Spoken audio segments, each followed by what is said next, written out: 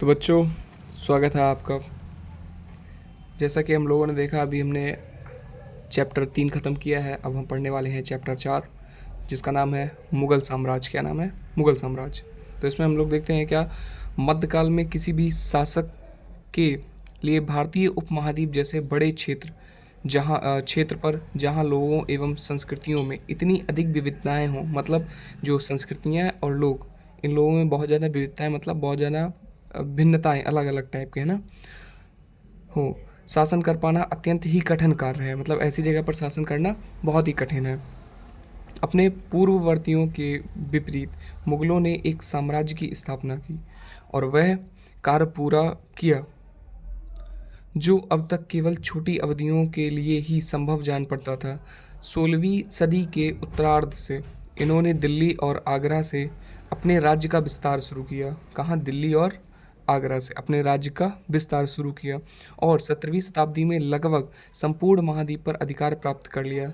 उन्होंने प्रशासन के ढांचे तथा शासन संबंधी जो विचार लागू किए, वे उनके राज्य के पतन के बाद भी टिके रहे। मतलब उन लोगों का जब राज्य खत्म हो गया, उसके बाद भी उनके जो शासन था, उसका जो प्रशासन का ढांचा था, वो तब भी बना रहा। यह एक ऐसी राजनीतिक धरोहर थी जिसके प्रभाव से उपमहाद्वीप में उनके पश्चात आने वाले शासक अपने को अछूता ना रख सके। आज भारत के प्रधानमंत्री स्वतंत्रता दिवस पर मुगल शासकों ने के निवास स्थान दिल्ली के लाल किले की प्राचीर से राष्ट्र को संबोधित करते हैं। जैसा कि आपको पता है, ये लाल किला है और आपको पता है कि जब भी ये अपना 15 वो होता है, क्या बोलते हैं, स्वतंत्रता दिवस जो आपका होता है, यानी 15 अगस्त की बात होती है, तो यहाँ पर जो हमारे प्रधानमंत्री जी जाते हैं और ध्वजारोहण करते हैं, कहाँ से करते हैं? दिल्ली के लाल किले से। तो ये मुगलों ने बनवाया था। आगे हम लोग देखते हैं कि मुगल कौन थे। अब हम बात करते हैं कि मुगल कौन थे, तो हम जानेंगे मुगलों के बारे में, है ना। मुगल दो महान शासक वंशों के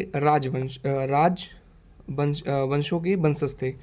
माता की ओर से वे मंगोल शासक चंगेज खान को चीन और मध्य एशिया के कुछ भागों पर राज करता था कि उत्तराधिकारी थे। मतलब चंगेज खान जो थे, वो माता की साइड से जो थे, वो चंगेज खान जो चीन पर और मध्य एशिया पर अपना राज्य करते थे, उनके उत्तराधिकारी थे। और पिता की ओर से वे ईरान यानी इराक एवं वर्तमान तुर्की के शासक तैमूर के वंशज थे। तैमूर जिसकी मृत्यु 1404 में हुई। परंतु मुगल अपने को मुगल या मंगोल कहलवाना पसंद नहीं करते थे। ऐसा इसलिए था क्योंकि चंगेज खान से जुड़ी स्मृतियाँ सैकड़ों व्यक्तियों के नरसंहार से संबंधित थी। मतलब जो ये चंगेज खान था ना, ये जिसने चीन पर राज किया था, ये बहुत गंदा व्यक्ति था। इसने बहुत सारे लोगों को मरवा दिया था और अधिकतर ये लोग यही करते थे, समझे। तो इसीलिए जो मुगल थे वो पसंद नहीं करते थे कि उनको कोई मुगल या मंगोल का है, समझे। यही स्मृतियाँ मुगलों के प्रति योगियों उज़्बेकों से भी संबंधित थीं।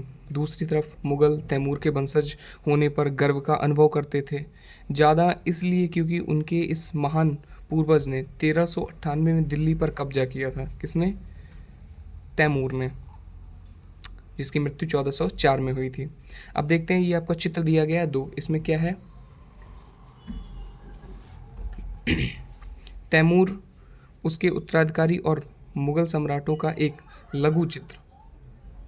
मध्य क्या है? हाँ, मध्य में तैमूर है, यानी ये तैमूर है, बीच में जो बैठा हुआ है ना, और उसकी दाहिने ओर उसका पुत्र मीरन शाह है। अगर दाहिने ओर की बात करें तो ये मीरन शाह है ना, जो प्रथम मुगल सम्राट बाबर का लकड़दादा था। और उसके बाद अबू सैद यानी बाबर के दादा, तैमूर की बाईं ओर सुल्तान मोहम्मद मिर्ज़ा यानी ये बाबर के परदादा, और उमर शेख जो कि बाबर के पिता हैं। तैमूर की दाहिनी ओर तीसरे, चौथे और पाँचवें व्यक्ति, यानी ये तीसरे, चौथे और पाँचवें व्यक्ति मुगल सम्राट बाबर, अकबर और शाहजहाँ हैं। और उसकी दाईं ओर उसी क्रम में हुमायूं यानी हुमायूं, उसके बाद जहांगीर और औरंगजेब हैं। आगे देखते हैं। उन्होंने अपनी वंशावली का प्रदर्शन चित्र बनवा कर किया।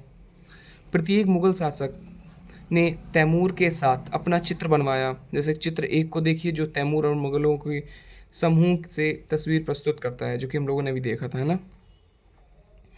उसके बाद है मुगल सैन्य अभियान, मतलब ये लोग कैसे सैन्य अभियान करते हैं उसके बारे में। प्रथम मुगल शासक बाबर 1526 से 1530 का जिसका शासन रहा है।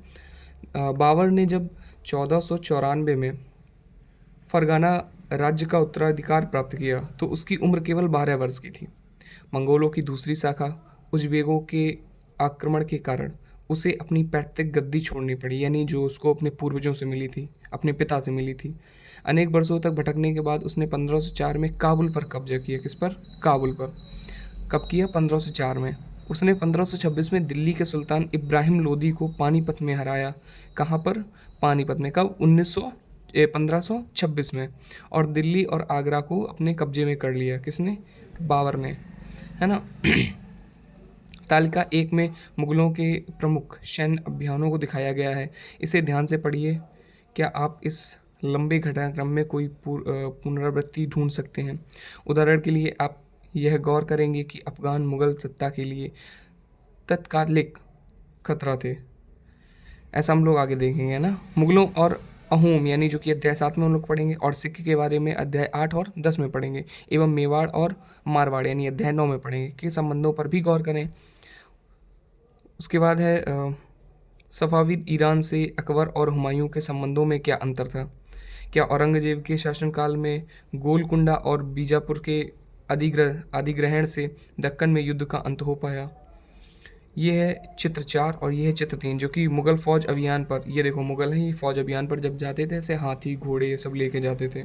और ये है 4 यानी 16वीं शताब्दी के युद्ध में तोप और गोलाबारी का पहली बार इस्तेमाल किया गया। कब? 16वीं शताब्दी में। बाबर ने इनका पानीपत की पहली लड़ाई में प्रभावी ढंग से प्रयोग किया, यानी पानीपत की जब प्रथम युद्ध हुआ था तब ये यूज की गई थी तोप, है ना।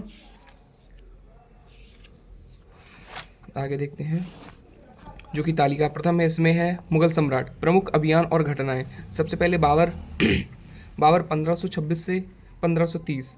1526 में पानीपत के मैदान में इब्राहिम लोदी एवं उसके अफगान समर्थकों को हराया। 1527 में खानुवा में राणा सांगा राजपूत राजाओं और उनके समर्थकों को हराया। 1528 में चंदेरी में राजपूतों को हराया। अपनी मृत्यु से पहले दिल्ली और आगरा में मुगल नियंत्रण स्थापित किया। उसके बाद आता है हुमायूं 1530 से 1540 एवं 1555 से 1556। हुमायूं ने अपने पिता की वसीयत के अनुसार जायदाद का बंटवारा किया। प्रत्येक भाई को एक एक प्रांत मिला। उसके भाई मिर्जा कामरान की महत्वाकांक्षाओं के कारण हुमायूं अपने अफगान प्रतिद्वंदियों के सामने फीका पड़ गया। शेर खान ने हुमायूं को 2 बार हराया। एक कब? ये 1539 में चौसा में और 1540 में कन्नौज में। इन पराजयों ने इसे ईरान की ओर भागने को बाध्य कर दिया। किसको? हुमायूं को। ईरान में हुमायूं ने सफ़ाविद शाह की मदद ली। उसने 1555 में दिल्ली पर पुनः कब्जा कर लिया, परंतु उससे अगले वर्ष इस इमारत में एक दुर्घटना में उसकी मृत्यु हो गई। मतलब 1556 में वो ख़त्म हो जाता है। आगे देखते हैं अकबर। अकबर का शासनकाल जो है वो 1556 से 1605 तक। 13 वर्ष की अल्पायु में अकबर सम्राट बना। कब? जब 13 साल का था ये। उसके शासनकाल को 3 अवधियों में विभाजित किया जाता है। पहली अवधि है 1556 से 1570 के मध्य। अकबर अपने संरक्षक बैरम खां और अपने घरेलू कर्मचारियों से स्वतंत्र हो गया। उसने सूरी और अन्य अफगानों, निकटवर्ती राजाओं, मालवा और गोंडवाना तथा अपने सौतेले भाई मिर्जा हाकिम और उज़्बेकों के विद्रोह को दबाने के लिए सैन्य अभियान चलाए। 1568 में सिसोदिया की राजधानी चित्तौड़ और 1569 में रणथंभौर पर कब्जा कर लिया गया। फिर उसके बाद जो दूसरी अवधि है वो है आपकी 1570 से 1585 के मध्य गुजरात के विरुद्ध सैनिक अभियान हुए। इन अभियानों के पश्चात उसने पूर्व में बिहार, बंगाल और उड़ीसा में अभियान चलाए, जिन्हें 1579 से 1580 में मिर्जा हाकिम के पक्ष में हुए विद्रोह ने और जटिल कर दिया। उसके बाद जो तीसरी अवधि है वो आपकी 1585 से 1605 के मध्य अकबर के साम्राज्य का विस्तार हुआ। उत्तर पश्चिम में अभियान चलाए गए। सफ़ाविदों को हराकर कांधार पर कब्जा किया गया और कश्मीर को भी जोड़ लिया गया। मिर्ज़ा हाकिम की मृत्यु के पश्चात काबुल को भी उसने अपने राज्य में मिला लिया। दक्कन के अभियानों की शुरुआत हुई और बरार और उसके बाद खानदेश और अहमदनगर के कुछ हिस्सों को भी उसने अपने राज्य में मिला लिया। अपने शासन में अंतिम वर्षों में अकबर की सत्ता राजकुमार सलीम के विद्रोहों के कारण लड़खड़ाई। यही सलीम आगे चलकर सम्राट जहांगीर कहलाया। आगे देखते हैं जहांगीर। जहांगीर जहांगीर ने अकबर के सैन्य अभियानों को आगे बढ़ाया। मेवाड़ के सिसोदिया शासक अमर सिंह ने मुगलों की सेवा स्वीकार की। इसके बाद सिखों, अहोमों और अहमदनगर के खिलाफ अभियान चलाए गए जो पूर्णतः सफल नहीं हुए। जहांगीर के शासन के अंतिम वर्षों में राजकुमार खुर्रम, जो बाद में सम्राट शाहजहां कहलाया, ने विद्रोह किया। जहांगीर की पत्नी नूरजहां ने शाहजहां को हाशिए पर धकेलने के प्रयास किए, है ना, जो असफल रहे। उसके बाद आते हैं शाहजहां। दक्कन में शाहजहां के अभियान जारी रहे। शाहजहां का जो शासनकाल था वो 1627 से 1658 तक था। और इन्हीं के टाइम में अगर देखा जाए, जहांगीर के टाइम पे ही अगर जहांगीर और अकबर, यानी अकबर का वो लास्ट समय चल रहा था और जहांगीर का स्टार्टिंग का समय चल रहा था, जब ईस्ट इंडिया कंपनी अपने भारत में आई थी। और ईस्ट इंडिया कंपनी जब सही थोड़ा बहुत चलने लगी थी, उस समय शाहजहां का राज चल रहा था। तो दक्कन में शाहजहां के अभियान जारी रहे। अफगान अबिजाद खान जहान लोधी ने विद्रोह किया और वह पराजित हुआ। अहमदनगर के विरुद्ध अभियान हुआ जिसमें बुंदेलों की हार हुई और ओरछा पर कब्जा कर लिया गया।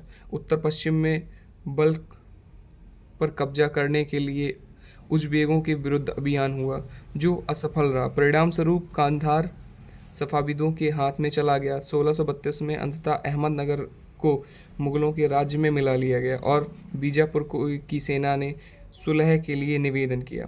1657 से 1658 में शाहजहां के पुत्रों के बीच उत्तराधिकारी को लेकर झगड़ा शुरू हो गया। इसमें औरंगजेब की विजय हुई और दारा सिकोह समेत उनके तीनों भाइयों को मौत के घाट उतार दिया गया। शाहजहां को उसकी शेष जिंदगी के लिए आगरा में कैद कर लिया गया। मतलब जो औरंगजेब था वो शाहजहां का पुत्र था। औरंगजेब ने अपने ही भाइयों को मरवा दिया शासन करने के लिए, समझे। और जो उसका पिता था यानी जो शाहजहां था, उसको कहाँ डाल दिया गया, जेल में। मतलब बेवकूफ़ लड़का था। देखो आगे देखते हैं। ये बहुत दुष्ट आदमी था ये औरंगजेब। 1663 में उत्तर पूर्व में अहोमों की पराजय हुई, परंतु उन्होंने 1680 में पुनः विद्रोह कर दिया। उत्तर पश्चिम में यूसुफजई और सिखों के विरुद्ध अभियानों को अस्थायी सफलता मिली। मारवाड़ के राठौड़ राजपूतों ने मुगलों के खिलाफ विद्रोह किया। इसका कारण था उनकी आंतरिक राजनीति और उत्तराधिकारी के मामले में मुगलों का हस्तक्षेप। मराठा सरदार शिवाजी के विरुद्ध मुगल अभियान प्रारंभ में सफल रहे, परंतु औरंगजेब ने शिवाजी का अपमान किया और शिवाजी आगरा स्थित मुगल कैद खाने से भाग निकले। उन्होंने अपने को स्वतंत्र शासक घोषित करने के पश्चात मुगलों के विरुद्ध पुनः अभियान चलाया। राजकुमार अकबर ने औरंगजेब के विरुद्ध विद्रोह किया, जिसमें उसे मराठों और दक्कन की सल्तनत का सहयोग मिला। अंततः वह सफाविद ईरान भाग गया। अकबर के विद्रोह के पश्चात औरंगजेब ने दक्कन के शासकों के विरुद्ध सेनाएं भेजी। 1685 में बीजापुर और 1687 में गोलकुंडा को मुगलों ने अपने राज्य में मिला लिया। 1698 में औरंगजेब ने दक्कन के मराठों जो छापामार पद्धति का उपयोग करते थे के विरुद्ध अभियान का प्रबंध स्वयं किया। औरंगजेब को उत्तर भारत में सिखों, जाटों और सतनामियों, उत्तर पूर्व में अहोमों और दक्कन के मराठों के विद्रोहों का सामना करना पड़ा। उसकी मृत्यु के पश्चात उत्तराधिकार के लिए युद्ध शुरू हो गए। बहुत ज़्यादा बदतमीज इंसान था ये, बहुत ज़्यादा बदतमीज था।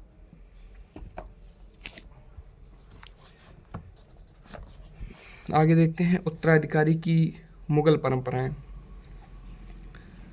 मुगल ज्येष्ठ अधिकार के नियम में विश्वास नहीं करते थे, जिसमें ज्येष्ठ पुत्र, ज्येष्ठ मतलब जो होता है सबसे बड़ा, है ना, तो ज्येष्ठ पुत्र यानी सबसे बड़े पुत्र अपने पिता के राज्य का अधिकारी होता था। इसके विपरीत उत्तराधिकार में वे सहदायद की मुगल और तैमूर वंशों की प्रथा को अपनाते थे, जिसमें उत्तराधिकारी का विभाजन समस्त पुत्रों में कर दिया जाता था। तालिका 1 में दिए गए रंगीन उदाहरणों को पढ़िए और मुगल राजकुमारों के विद्रोहों से जुड़े प्रमाणों पर गौर कीजिए। जैसा कि आपने औरंगजेब का देखा, अपने पिता को उसने कैद करवा दिया था, है ना, अपने भाइयों को मार दिया था। आपके अनुसार उत्तराधिकारी का कौन सा तरीका सही था, ज्येष्ठाधिकार या फिर सहदायाद? आगे हम लोग देखेंगे मुगलों के अन्य शासकों के साथ संबंध। अब हम ये पढ़ेंगे नेक्स्ट वाले अपना जो वीडियो होगा उसमें, ठीक है। तब तक के लिए आप वीडियो को लाइक कर दीजिए, कमेंट करिए और चैनल को सब्सक्राइब कर लीजिए। Tata, bye bye.